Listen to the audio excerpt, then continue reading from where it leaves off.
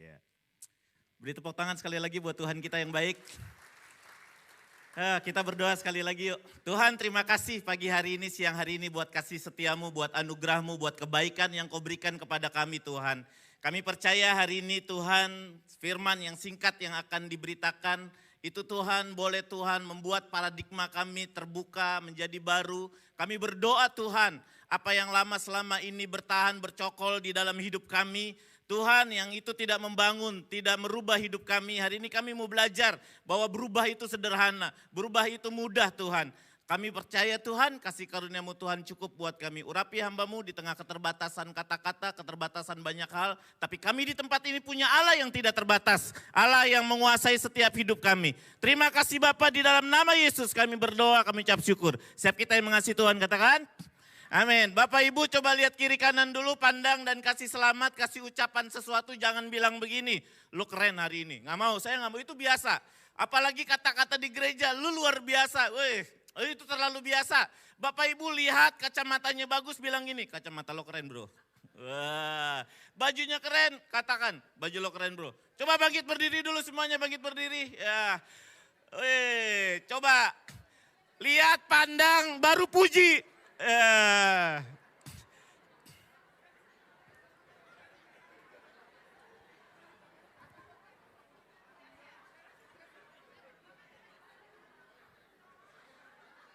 gimana cara pakai remote-nya nih?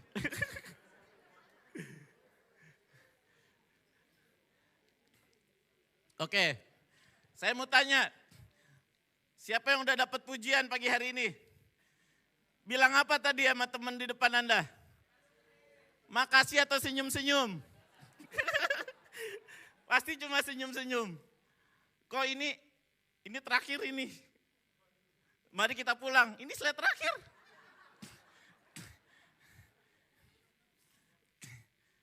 Saya dikerjain nih. Ya sudahlah, memang saya harus berubah.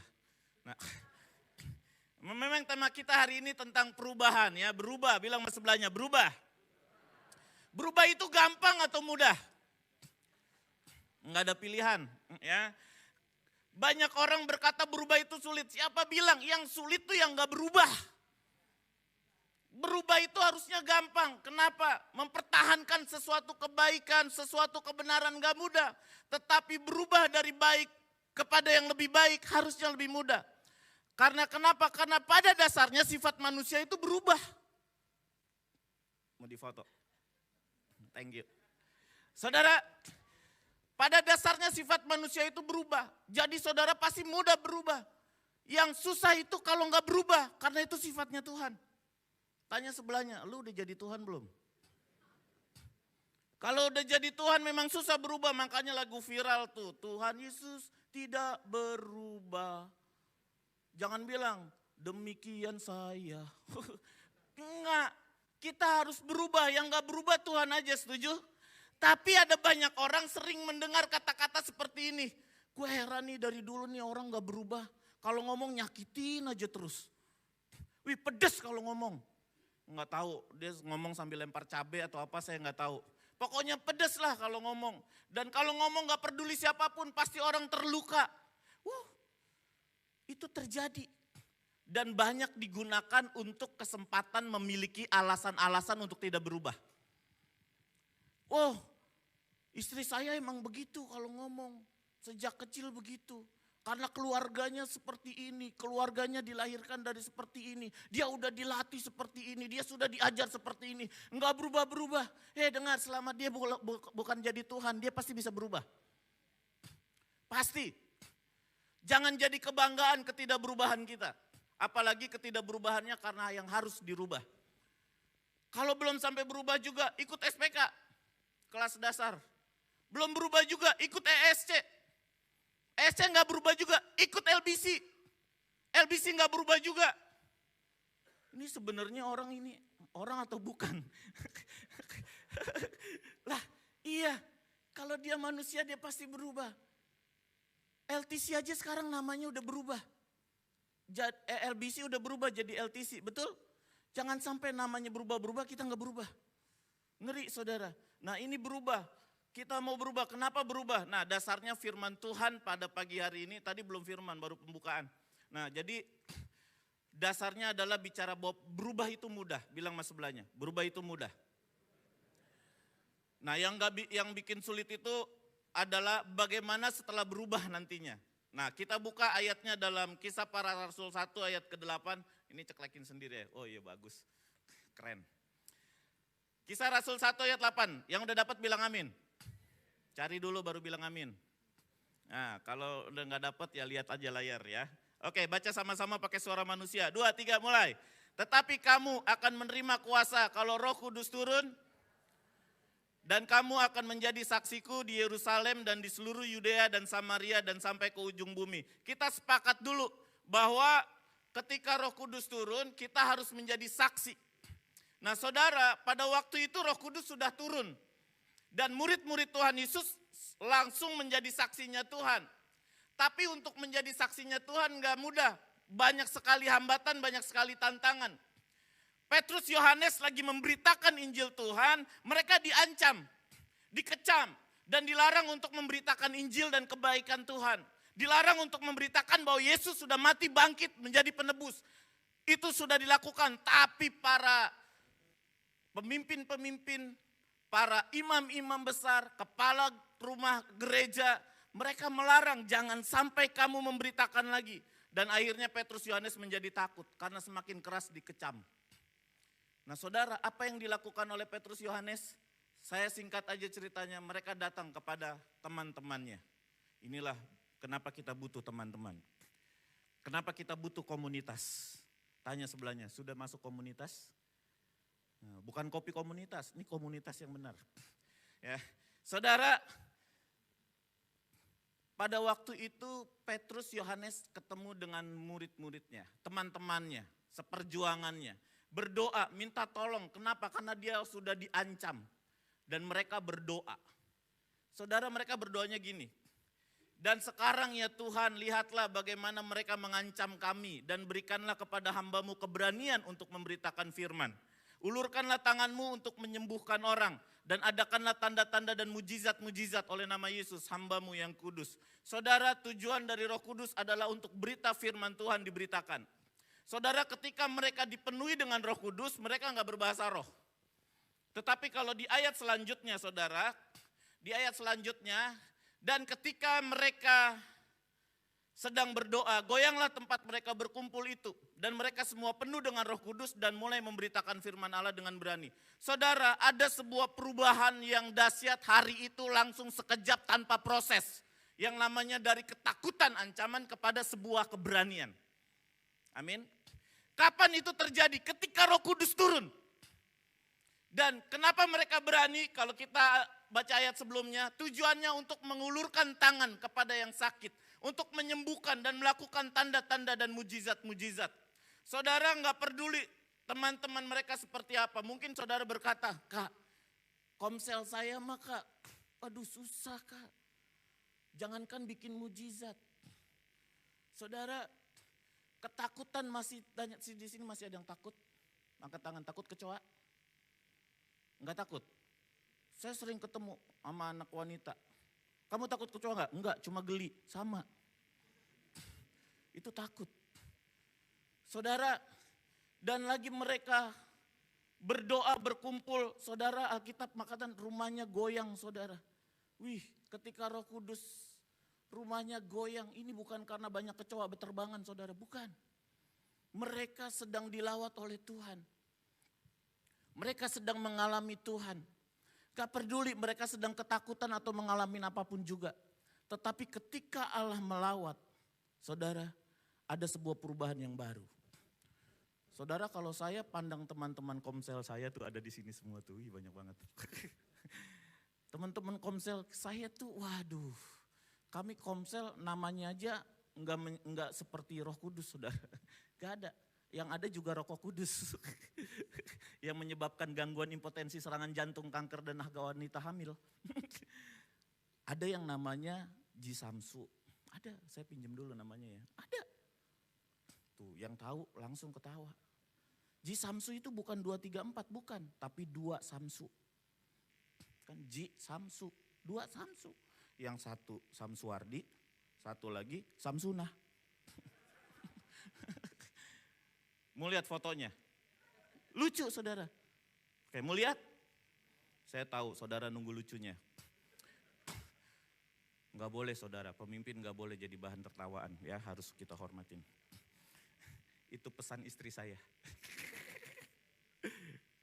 Ada lagi produk dari gudang Garnit, tahu ya? Surya. Ada yang namanya Surya. Surya 12. Ada. Benar ya teman-teman Komsel, kita ada yang nama Surya 12, itu bukan 12 batang kretek, bukan. 12 kali ganti menu, belum kelar-kelar. Sulitnya seperti orang bikin tesis. Saudara, tapi Surya ini akan memproduksi, saya endorse dulu ya, karena teman harus di endorse. Saudara, sebentar lagi ada yang namanya bakso es. Keren, adanya di GP Gading Putih. Dia lagi coba menu terus, dia berdoa supaya menunya berhasil. Teman Komselnya, Tuhan tunda keberhasilannya. Kenapa? Setiap belum berhasil, dia kalau Komsel selalu bawa contoh saudara. Lah beneran. Dari bakminya, dari baksonya, ya kan, dari es kelapanya, jeruk, ya kan. Itu, meskipun kalau kita lihat namanya mengingat sebuah produk yang menyebabkan kanker, gangguan jantung, hipertensi, dan gangguan wanita hamil. Tapi saya punya teman-teman ini membuat saya bertumbuh saudara. Ada lagi yang nyamar namanya. Namanya Mail. Kan ada Email, panggilnya itu Mail sebenarnya. Seorang Mail, tapi produksinya meliponini, madu, lebat tanpa sengat. Wah, ini sangat bagus. Ini kan cuaca lagi nggak bagus nih saudara ya. Minum meliponini ya. Maaf cuma 2 ini aja yang di endorse. Yang satu enggak saudara. Yang Samsunah enggak di endorse. Kenapa? Udah kaya. Ya. Nah saudara, lihat teman-teman kita mungkin tidak seperti yang kita bayangkan. Tapi dengar, kalau Roh Kudus melawat, kasih Tuhan, anugerah Tuhan, pasti berubah sekejap saudara. Enggak pakai besok-besok. Saya percaya saudara berubah itu gampang. Cukup saudara datang ke hadirat Tuhan, Roh Kudus melawat saudara, saudara pasti berubah. Kayak saudara makan di warteg. Saudara pernah makan di warteg? Warteg itu enak, banyak, murah.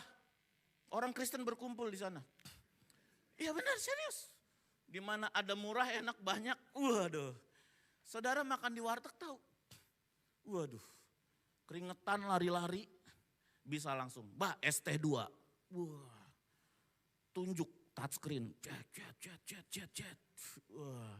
Makan boleh, piring terbang, payung terjun. Wah. Orang yang pakai dasi masuk warteg, dasinya digulung tuh ke belakang, saya lihat dimasuk-masukin. Pakai jasnya langsung ditaruh di mobil. Saudara, orang yang tadinya rapi-rapi masuk ke warteg, kakinya langsung dinaikin tuh, makan enak-enak aja. Betul nggak? Enak. Kenapa dia bisa begitu? Tadinya rapi, keren, masuk warteg saudara, wih langsung berubah. Langsung gayanya berubah. Kenapa? Karena di warteg ada hadirat warteg saudara. Orang kaya apapun bisa berubah masuk sana. Coba orang biasa makan di warteg, gak pernah makan di restoran yang bagus. Masuk hotel bintang 5, pelayanan yang serba bintang 5 saudara. Wih mau masuk pintunya aja jalannya juga udah berubah. Tek-tok rapi saudara, ya kan. Kenapa saudara? Itu pesanan udah tersusun baik. Garpu, pisau, piring, sendok, linggis, palu, pahat, kumplit. Udah tahu cara makannya bagaimana. Kalau nggak tahu cara makannya, apa yang dilakukan? Dia duduk pelan-pelan, hadiratnya langsung mengubah dia saudara. Dia duduk pelan-pelan, lihat kiri kanan. Oh serbet dulu yang dipakai, pakai serbet. Itu taplak meja pindah ke dada saudara. Ya kan, langsung. Saya mau kasih tahu ya, di restoran itu kalau Anda lihat ada makanan bebek, ayam panggang gede, itu makannya pada pakai pisau. Saya mau kasih tahu. Boleh nggak saudara ambil repot nih pakai tangan? Boleh nggak? Boleh. Saudara, kalau di warteg makan kepedesan, air mata, air hidung, air mata keluar. Anda mau lepas, boleh. Di restoran juga boleh. Cuma kenapa nggak ada yang mau begitu? Boleh nggak loncat-loncat, anaknya dinaikin di bangku restoran terus loncat-loncat. Mama enak bangkunya empuk. Kenapa nggak ada? Saya kasih tahu. Karena di restoran ada hadirat restoran. Wah, itu langsung merubah seseorang. Saya mau kasih tahu ya, hari ini Bapak Ibu yang dikasih Tuhan. Kalau hadirat warteg, hadirat restoran bisa merubah Anda dalam sekejap. Saya nggak percaya ada hadirat Tuhan yang maha kuasa nggak merubah hidup kita.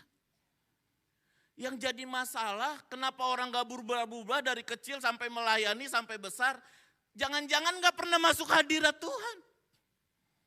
Jangan-jangan dia gak pernah berjumpa dengan Tuhan. Oh enggak, saya berjumpa kok dengan Tuhan. Saya menyembah Tuhan. Sekarang gak jadi masalah Anda menyembah Tuhan atau enggak. Yang jadi masalah adalah ketika saudara menyembah Tuhannya siapa? Saudara atau Tuhan? Karena banyak hari-hari ini orang banyak jadi Tuhan saudara. Makanya gak mau berubah. Karena yang berubah cuma miliknya Tuhan saudara. Wah ini udah mulai kepanjangan. Saudara lanjut, berubah. Mudah ternyata berubah. Cukup saudara masuk hadirat Tuhan. Yang berani, yang takut jadi berani. Yang sakit jadi sembuh saudara. Yang ragu-ragu akan timbul sebuah kepercayaan diri di dalam dirinya. Cukup ada di dalam hadirat Tuhan. Saudara perhatikan baik-baik. Bagaimana kita bisa masuk ke dalam hadirat Tuhan? Ciri-ciri orang yang masuk ke hadirat Tuhan, dia pasti yang pertama mengandalkan Tuhan, saudara. Dia pasti hidupnya mengandalkan Tuhan. Dari mana saya tahu? Saudara, ini kisah para rasul, saudara pada waktu itu murid-murid Tuhan Yesus berkumpul, Yudas sedang mengkhianati, tapi mereka mempertahankan untuk tetap ada 12. Dipilihlah antara Justus dan Matias yang akan menggantikan Yudas yang mengkhianati Yesus. Saudara, mereka sering berkumpul bersama-sama, makan sama-sama, harusnya udah tahu, ini paling hebat Justus, oh enggak, Matias paling hebat. Tapi enggak saudara, lihat, mereka bilang begini, mereka semua berdoa dan berkata, ya Tuhan engkaulah yang mengenal hati semua orang, tunjukkanlah kiranya siapa yang kau pilih dari kedua orang ini, hati. Yang dilihat Tuhan hati. Jadi penampilan itu enggak penting saudara. Hati yang Tuhan lihat. Saudara, orang yang mengandalkan Tuhan, dia akan mencari wajah Tuhan terhadap sebuah keputusan penting. Saudara, setelah dia mengandalkan Tuhan, orang-orang di sekitarnya gak didiemin. Wah kita perlu masukan, pendapat, perlu saudara pengetahuan, perlu informasi yang banyak. Saudara, ketika mereka sudah minta Tuhan, wah Tuhan pasti udah kasih. Tapi mereka masih buang undi saudara. Melibatkan seluruh anggota yang ada. Amin saudara. Nah banyak gereja sekarang mengambil keputusan. Asal putusin aja gak konfirmasi saudara. Dan banyak sekali ketika enggak dikonfirmasi langsung ambil keputusan. Orang yang punya potensi akhirnya hilang saudara. Kenapa? Karena banyak sekali sebaran-sebaran yang tidak benar. Saudara yang kedua. Ciri-cirinya orang saudara yang mengandalkan Tuhan. Dia pasti memberi dari apa yang dia punya. Membangun sesamanya saudara. Saya ada di Komsel saling membangun. Saya gak pernah dihakimi di Komsel saudara. Meskipun banyak yang hakimi saya gak dihakimi. Saya diterima saudara. Terima kasih. Saudara, saya ada di Komsel yang juga berubah. Sampai namanya juga berubah.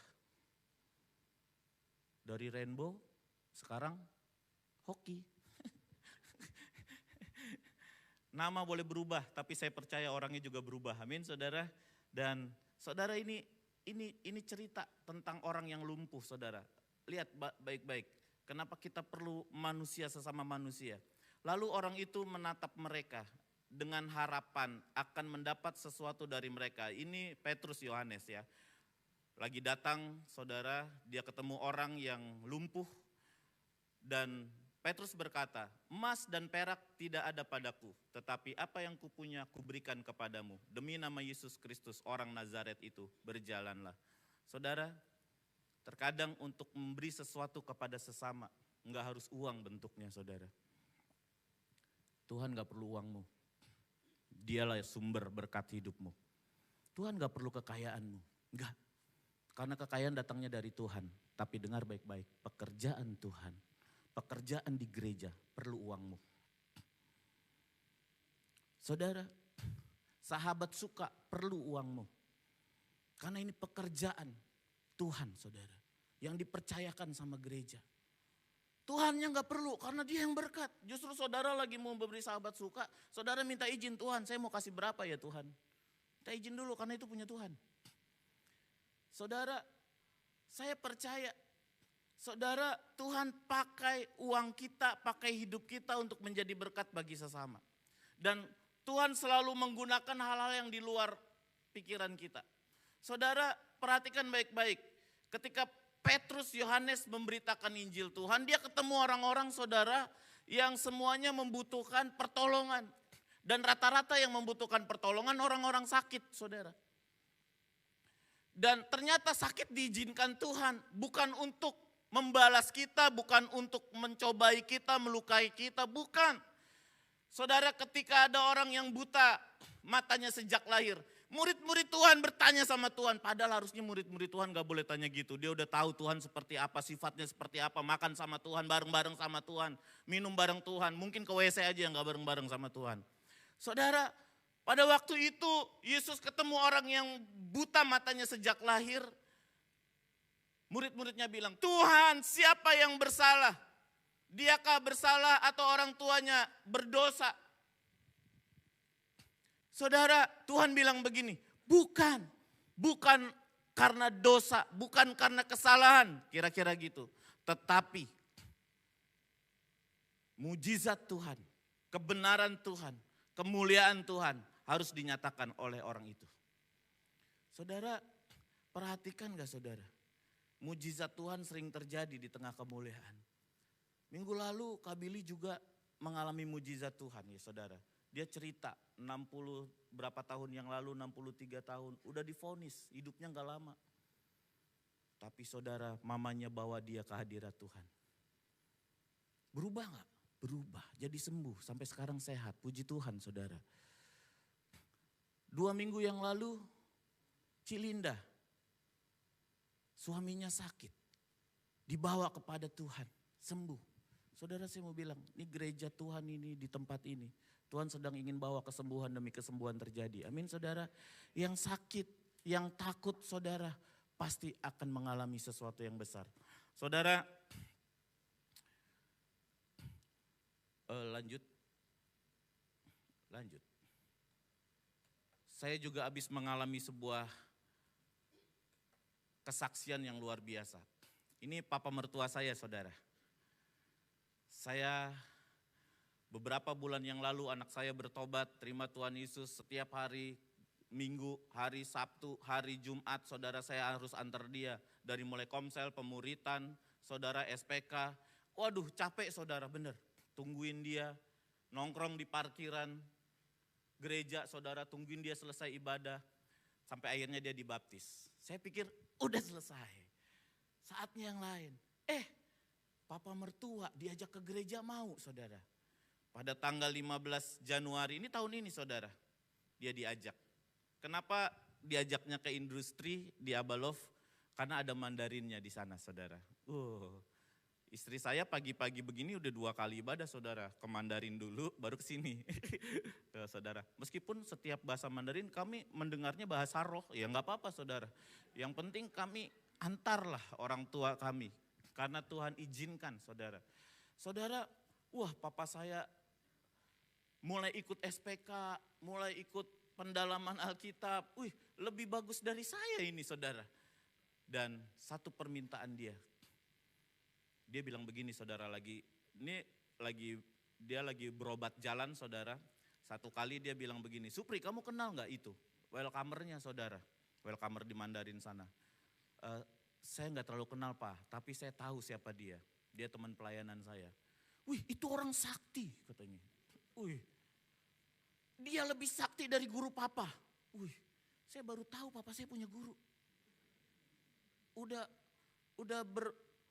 belasan tahun menikahi anaknya, baru tahu dia punya guru, saudara. Waduh, dan satu permintaan dia bilang begini, Supri, papa mau ke Pontianak. Hah? Ngapain?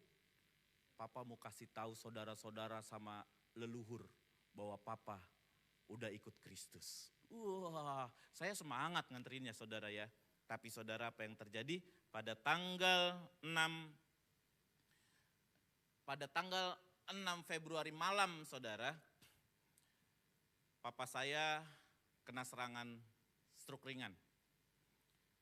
Saya pergi ke rumahnya, anterin ke rumah sakit PON saudara, dan di rumah sakit PON sampai jam 12 malam dinyatakan boleh pulang, puji Tuhan.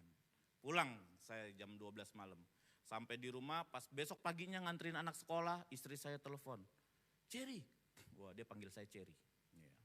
Saya panggil dia juga Cherry. Kami keluarga Cherry. Di Komsel kami ada keluarga Duren. Komplit. Ya, saudara, tanggal 7 pagi saudara saya ditelepon. Cherry, papa kambuh. Waduh, baru mau sampai rumah putar balik saudara. Saya samperin, waduh kencing sudah di celana saudara, ngomongnya ini udah kaku tangan saudara. Saya mau naikin ke mobil susah karena harus lurus. Mobil saya nggak sepanjang papa saya kalau tidur saudara. Wah ini saya perlu ambulan ini. Saya baru sadar, cari ambulan susah saudara. Saya baru berpikir, bahwa terkadang gereja perlu ambulan daripada LCD yang bagus. Pesan moral. Saudara, pas udah bertobat baru perlu LCD yang bagus. Saudara, wah susah nyari ambulan sampai akhirnya saya kunjungin tetangga Karang Taruna di situ dan kita dipinjemin ambulan dari masjid. Jadi saudara jangan heran ambulannya kalau lihat tuh isinya bukan infus, ban serep. Coba saya klik. Nah ini perjalanan ke rumah sakit PON saudara. Dan saudara pagi nggak bisa bergerak, udah kencing di celana, ini udah keras ngomong udah waduh pusing saudara, stroke. Dan ini disinyalir bisa lama saudara, karena ini kalau nggak salah udah yang ketiga ya Cherry ya, yang ketiga. Jadi wah baru bertobat ini seperti ini, wah kita berdoa. Besoknya istri saya harus nganterin kakak ipar saya ke Penang karena ada operasi kecil.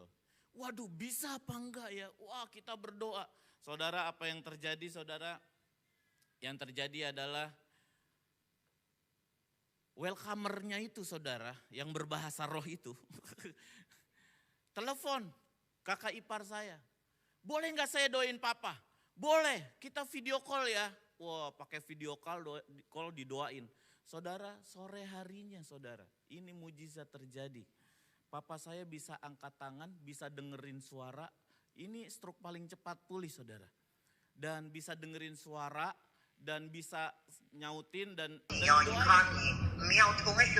ini bahasa roh nih saudara, saya nggak ngerti itu bahasa roh. Ya, bahasa kek saudara ya. Ya, intinya didoakan saudara. Itu pada tanggal 7. Oh ya. Tanggal 9 Februari udah bisa duduk. Keren saudara. Wah. Dan kita kasih semangat. Papa kalau sembuh kita ke Pontianak. Tambah semangat ya saudara. Sembuhnya cepat. Saudara dan akhirnya istri saya dan kakak iparnya bisa pergi ke Penang untuk operasi kecil dan cepat sehari kelar operasinya. Udah bisa langsung pulang. Dan ini tanggal 9. Tanggal 11-nya saudara, papa saya udah bisa pulang. Wah, ini istri saya dan kakak ipar saya yang ke Penang. Ya. Nah saudara, luar biasa. Akhirnya kami jalan-jalan. Ke Pontianak saudara. Wah di sana mau tahu apa yang terjadi saudara. Dia mulai ketemu dengan saudara-saudaranya. Dia cerita, dia udah ikut Tuhan Yesus. dia sudah mengalami sesuatu, dia cerita segala sesuatunya. Saya cepetin aja ya saudara. Saya bangun ini Dan- untuk demi keluarga kita semuanya. Dan apa yang terjadi? Sesudah perjalanan rohaninya selesai, pada tanggal 2 April kemarin dia dibaptis saudara. Wah, cepat saudara. Saya mau kasih tahu, kalau Roh Kudus hadiratnya turun, saudara pasti terjadi perubahan total. Saudara, siapa yang bisa kena sakit? Orang yang dibenci Tuhan? Bukan, saudara tahu Lazarus? Saudaranya Marta Maria yang mengurapi kaki Tuhan Yesus, saudara. Saudara, waktu itu Lazarus sakit, saudara. Dan Maria kirim pesan, saudara. Maria bilang begini, Tuhan, dia yang engkau benci. Bukan, saudara. Tuhan, dia yang engkau menyimpan dendam. Bukan. Tuhan, dia yang engkau kasih sakit. Wow. Mau dikasih Tuhan? Takut ya, takut sakit. Saudara, orang yang dikasih Tuhan bisa sakit, saudara. Tapi dengar baik-baik kata Tuhan, penyakit itu tidak akan membawa kematian, tetapi akan menyatakan kemuliaan Allah. Sebab oleh penyakit itu anak-anak Allah akan dimuliakan. Saudara, lewat segala sesuatu, saudara.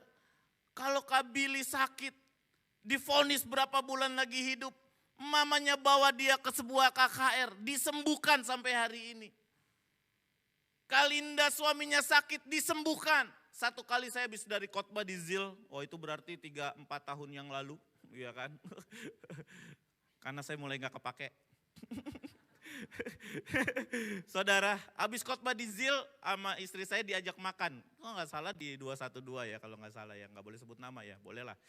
Terus lagi makan, kok saya gak enak ya badan, saya ke kamar mandi.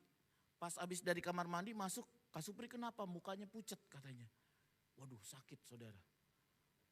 Ini usus saya sakit saudara.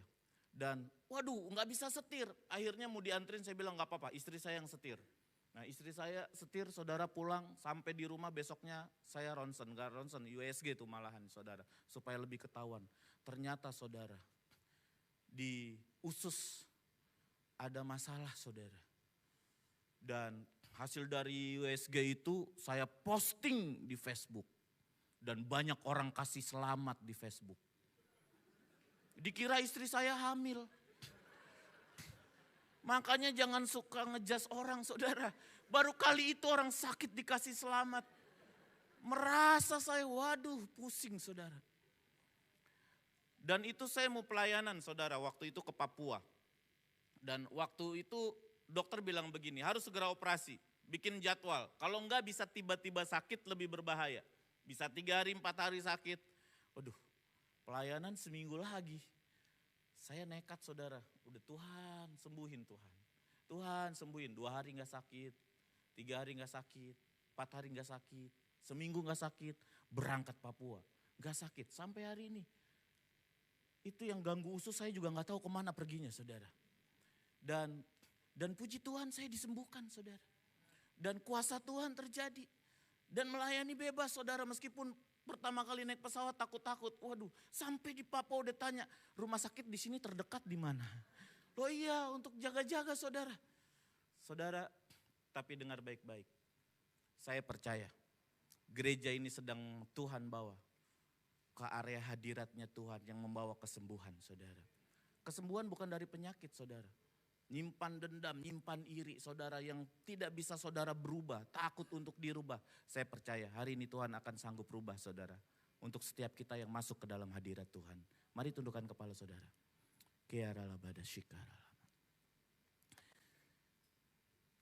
Bapa kami berdoa Tuhan.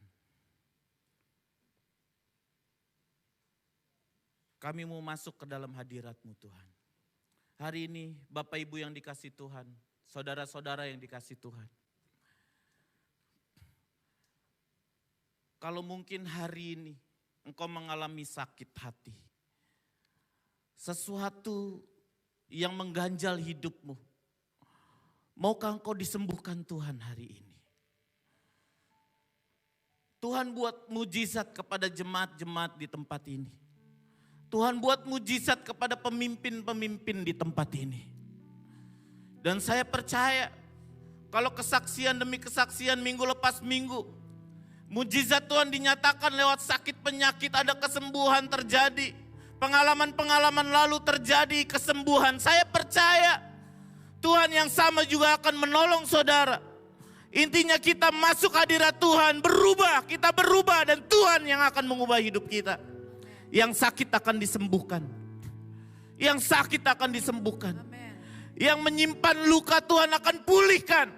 Selama ini engkau mungkin simpan dendam, simpan benci. Hari ini masuk hadirat Tuhan. Karena gak ada satu kuasa manapun yang sanggup menahan hadirat Tuhan bekerja. Datang sama Bapa.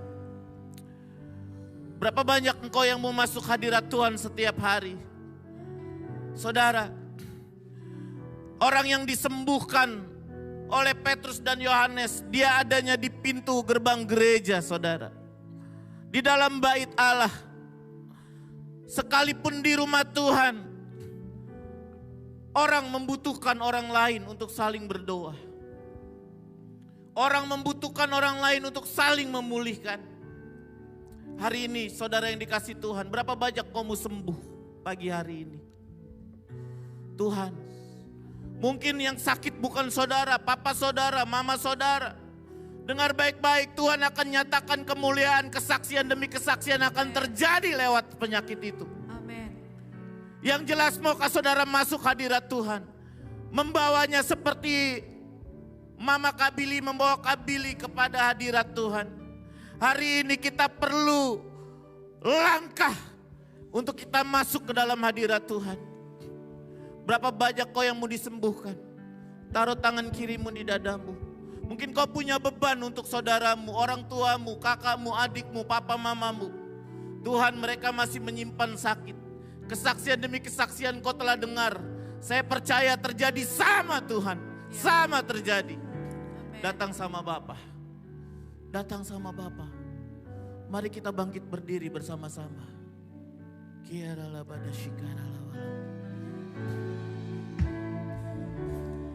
Roh Allah yang Datang. hidup penuhiku. Kalau rohnya menjamah, kalau rohnya melawat, Allah yang hidup saya percaya akan ada perubahan terjadi. Turunlah urapan ke atasku, membangkitkan kuasa-Mu. Roh Allah yang hidup. Roh Allah yang hidup penuhiku. Roh Allah yang hidup pulihkanku. Turunlah Urapan ke atasku, membangkitkan kuasa-Mu, membebaskan hidup yang terbelenggu. Ya, memulihkan hati mereka yang terluka, serta menjadikan mata yang buta. Jadikan hidupku alatmu, dipenuhi urapan baru, menyatakan kebesaran kuasa-Mu. Membebaskan hidup yang terbelenggu. Amin. Memulihkan hati mereka yang terluka, serta menjadikan mata yang buta. Jadikan hidupku alatmu, dipenuhi urapan baru, menyatakan kebesaran kuasa-Mu. Biar singer song leader nyanyikan lagu ini. Berapa banyak kita yang terbelenggu? dengan kebiasaan-kebiasaan yang sulit untuk dirubah. Hari ini angkat kedua tanganmu tinggi-tinggi. Biar Tuhan menghampirimu. Biar Tuhan memberikan pengurapannya, dan pengurapan itu yang akan memampukan untuk kau melakukan sesuatu yang baru hari ini. Datang sama Bapa. Biarkan tangan-tanganmu terangkat. Tuhan, aku tidak mampu Tuhan. Tangan-tanganku ini kecil Tuhan, gak mampu menanggung beban yang besar. Tapi pagi hari ini, biar tanganku ini ditopang oleh tangan Allah yang besar. Tangan Allah yang kuat, yang tidak terbatas oleh apapun juga. Kami mau terlepas dari belenggu Tuhan. Belenggu kebencian, belenggu sakit hati, belenggu dosa, belenggu kesalahan. Kami percaya Tuhan ada kemenangan. Amin. Kalau kau melihat orang di sebelah kiri kananmu mengangkat kedua tangan, bukan kau doakan orang itu. Percayalah, doa orang benar bila dengan yakin didoakan, orang itu akan sembuh. Sembuh di dalam nama Yesus. Orang yang lumpuh itu ada di bait Allah. Dia perlu Petrus, dia perlu Yohanes. Tidak ada uang yang dibawa, tapi ada kuasa Tuhan yang bekerja. Ya, cari rekanmu berdua, kita mau saling mendoakan agar kita sembuh pada pagi hari ini. Kau suami istri, pria dengan pria, kalau bukan suami istri, kita mau saling doakan.